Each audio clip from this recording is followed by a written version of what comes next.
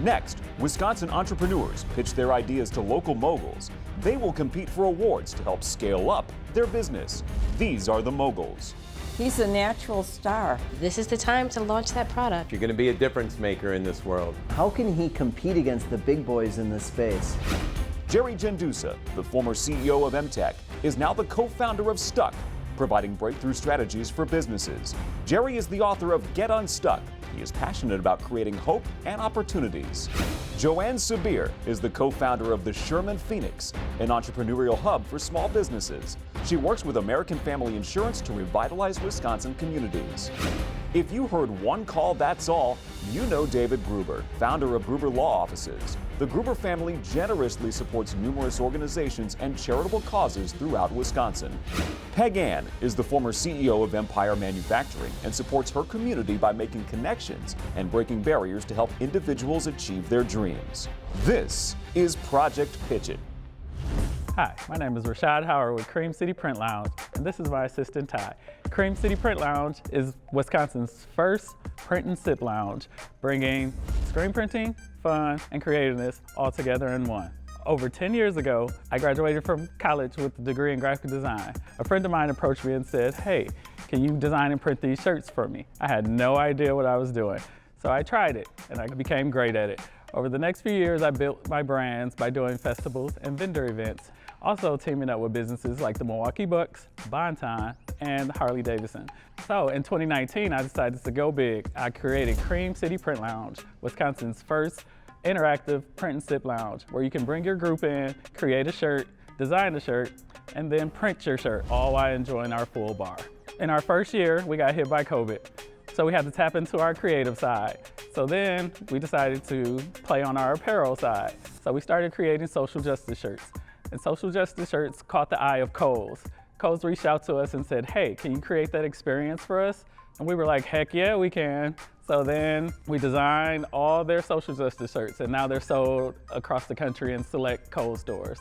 So our next big thing now is we're looking to increase our experience with the community by bringing out a mobile print bus. And this mobile print bus, we will go out to festivals, events, businesses, school, and provide the big experience of screen printing to the community. And we hope you're excited as we are to get to that point. I love what you're doing right here in the city of Milwaukee, in our great state. When you had this vision before COVID and you pivoted a little bit, if you go back to that vision before COVID and it was this interactive experience, can you just tell us a little bit more about what that vision was?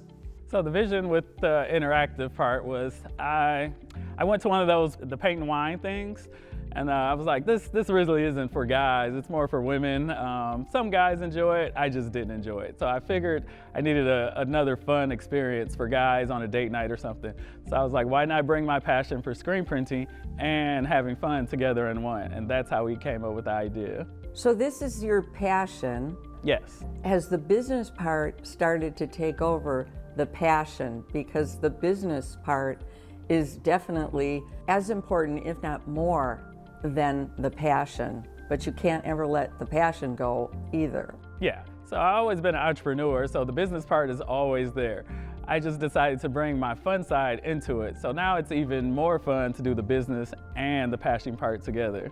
We actually brought part of our setup today to show you how mobile it actually is, and to show you we could set up outside at a park, really literally in the parking lot of your business, anywhere where you want to have a socially distant event. We can be there to support that event, help your creativity, inspire your team members or the students in your function, whoever, wherever.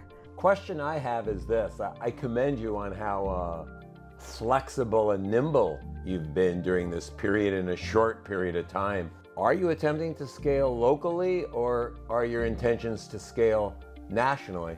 So that's a good question. Our intention is to scale nationally. We do want to franchise in the next few years as well. We're just trying to get the footprint cemented into the ground first here, and then we're going to look into taking it nationwide. Well, thank you. Thank you very much. The inspiration is there. Keep on going forward, especially during these challenging times. Most people stop or they quit during the challenge, and you're marching right through it. Yeah, we see this as an opportunity. Every chance that we have to really be able to adapt to what people need in our community, that's a challenge for us we're willing to face. We don't believe in quit. Congratulations so far. Very good. All right, thank you Thank guys. you so much. Now, Joanne, in your mentorship line of work, you see probably a lot of print companies. What do you think of their angle and their unique differentiator? Yeah, I think what they've done is a critical point of innovation. You know, you see t-shirts everywhere, but you also see that there's significant movement and opportunity. You know, you see Target and Kohl's and other major brands that are picking up on more grassroots apparel wear. So I think their timing is well aligned, and I think that this point of innovation will be welcomed as people seek to get back together, and there's going to be growth in our ability to be more social. So I'm excited about where this could go. Just want to say thank you to everyone at Project Pitch It. It was an awesome experience, just that I could just point to these videos that I had just taped and everything and be like, yeah, like this is something that's real, like you can trust in this process. That Project Pitch It was really important for us for that alone. Now we have over 50 employees who are full-time. Our network is now 44,000 farmers, so we've grown on that side. Coming up, this entrepreneur has an app to help connect workers to the gig economy. Later, need a caffeine boost but don't want coffee? These guys have you covered.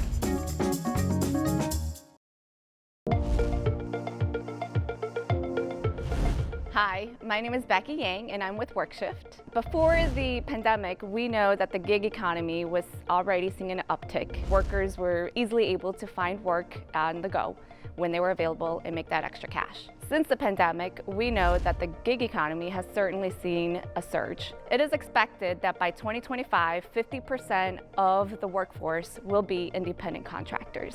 So not only are businesses having to rethink about how they're employing and how they're going to operate, but workers are also now deciding how they want to work.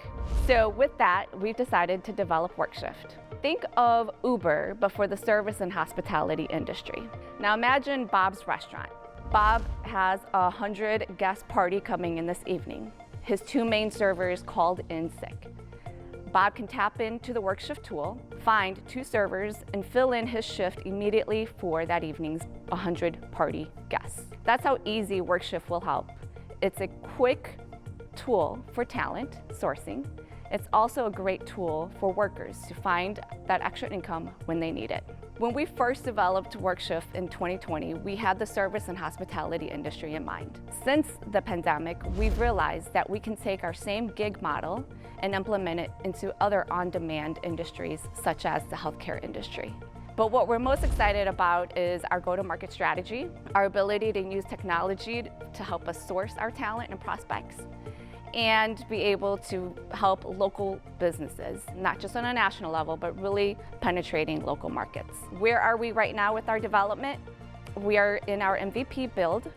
We already have 2 organizations that are looking to partner with us and pilot with us, one in the service industry and one in the healthcare industry. Collectively, my partners and I have over 50 years of experience in sales, marketing, and recruitment. We've generated millions for those companies, and we're excited to hopefully be able to do the same with WorkShift. And Bekki, I love what you're doing. Just a couple of questions for you to populate this database with these 1099 workers seems like a really, really large task. And then it seems like you'd really have to be focused or narrowed into a very specific vertical or a very specific geography. Can you talk a little bit more about that? Yep. So we actually, you're absolutely right. I mean, we're talking about scaling and volume with the service industry. We already, as a matter of fact, just for our pilot program alone, we have 50 applicants ready to work through our gig app. When you're in a restaurant industry and your turnover rate is at 70%, the cost that you're going to have to spend to try to go through that entire hiring process, you can easily tap into WorkShift and staff up as you need. Well, thank you. It looks like you're onto a couple different things, and you have a couple different paths. The one pivot avenue with healthcare, but it really seems like that service and hospitality is something that you know really well. So some interesting times ahead for you. Congratulations. Thank you so much. David, any comments regarding the capital need, the infrastructure, and where she goes from here? Well, let's start off by saying it's relevant, it's timely, and it's certainly a sign of the times. I think she might be surprised as she talks to some more experienced or older folks that they really don't know what a gig economy is, so you have to speak to the right person. And I would think a temp agency would be looking at app developments on their own, or maybe she could even partner with a temp agency. And the background is in the catering business with a partner who has HR experience and another partner who has this business savvy. So we'll see what happens. It's very interesting though. Coming up, this Madison company is making edibles to give you a unique boost.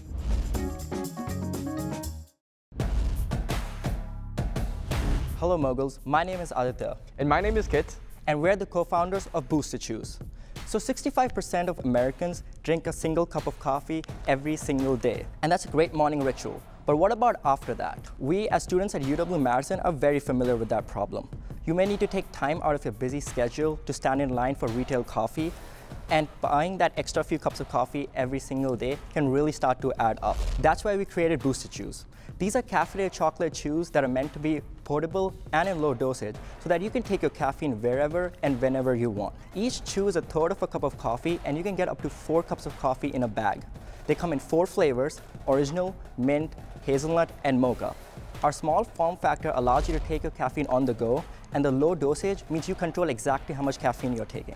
We produce the chews locally ourselves at a shared kitchen in Madison and distribute them nationwide via our e-commerce platform, boostedchews.com, and several retail stores in the local Madison community. In 9 months, we've been able to generate over $10,000 in total bootstrapped revenue. Looking forward, we're seeking funding so that we can start working with a contract manufacturer and scale our distribution so that we can become the caffeinated chocolate brand of the Midwest and eventually the US. In the future, we're also looking to become a broader functional foods brand so that we can offer new product lines like CBD chews and melatonin chews so that whenever our customers have a need, they can always reach for our products. We're really excited to guide the future of how people think about and use their caffeine with Boosted Chews. Aditya and Kit, they're very good. Thank you so much. And there's a warning, just so Peggy, maybe mostly for you, you're not supposed to have a whole bag of these during a day.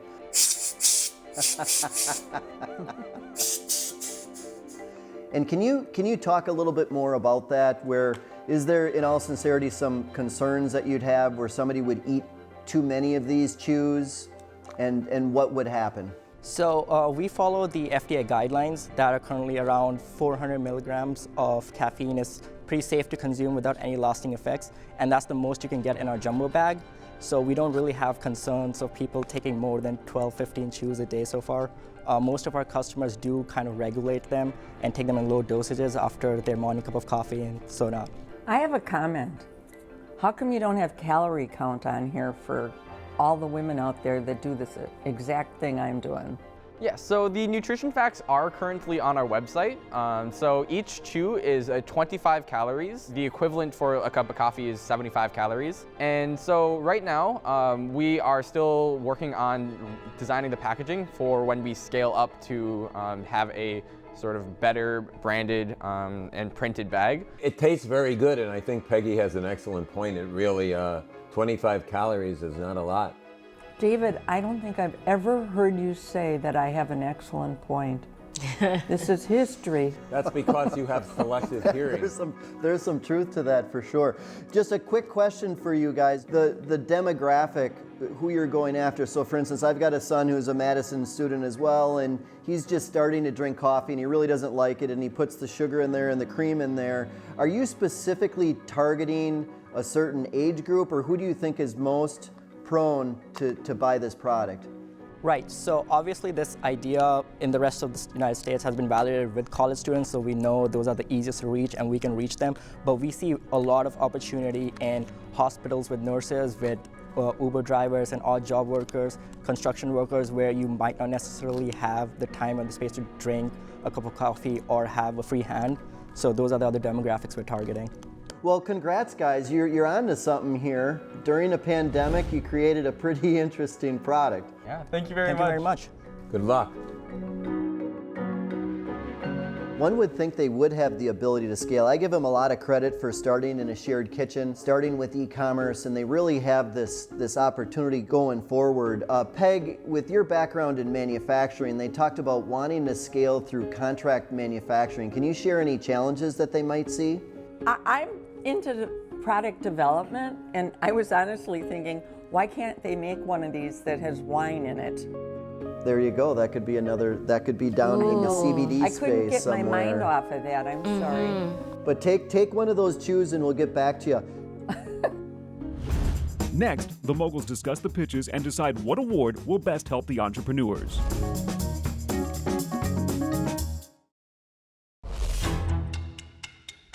Now the Moguls decide which award will best help the entrepreneurs. The Project Pitch It $10,000 cash award will help an entrepreneur soar to the next level. The Jendusa Award is presented by the Lubar Entrepreneurship Center at UW-Milwaukee. It includes access to the center's powerful resources for entrepreneurs, including mentorship, programs, workshops, networking opportunities, and state-of-the-art collaboration space, plus $5,000.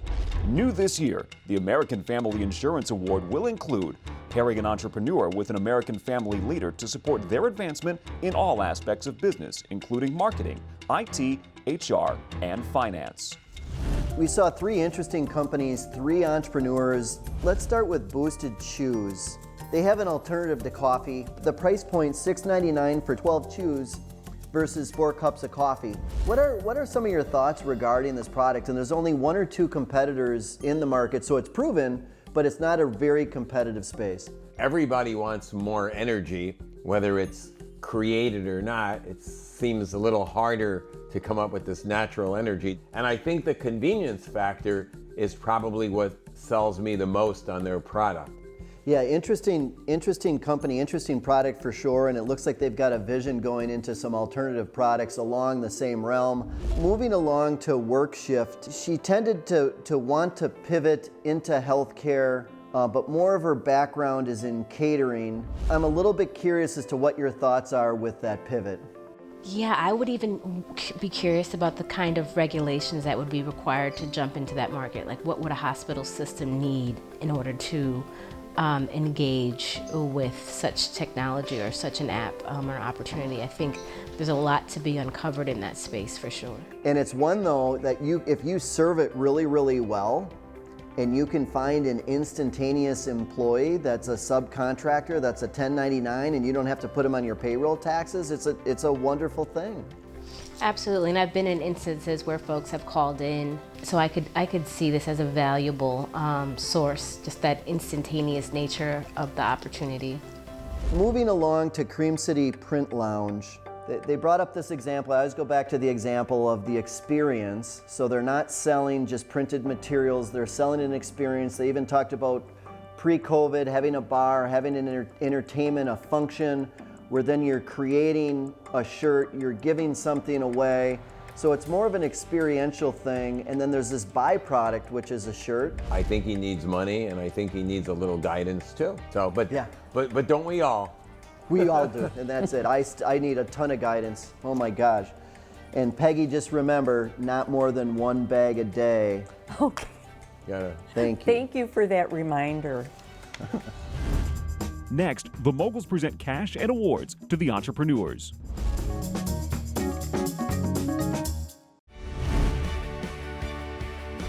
Now, the Moguls present cash and awards to help the entrepreneurs scale up their Wisconsin businesses. I'm giving the American Family Insurance Award, and today it goes to Boosted Chews. Awesome. Thank you so much. Yeah, we're super excited that you believe in the product and in Boosted Chews, and we can't wait to take it to new heights. And with this, I will say at American Family Insurance, we believe the dream is the greatest gift that we own, and you all have curated an amazing product. And so with this award, we will provide leadership in the area of impact investment, technology, and purchasing. So I am so happy to think that we now are connected and will be able to journey with you as you venture to scale. So I'm so excited for you all. Congratulations. I'm presenting the Jendusa Lubar Entrepreneurship Center at UW-Milwaukee Award, and today that award goes to WorkShift. Yay, thank you so much.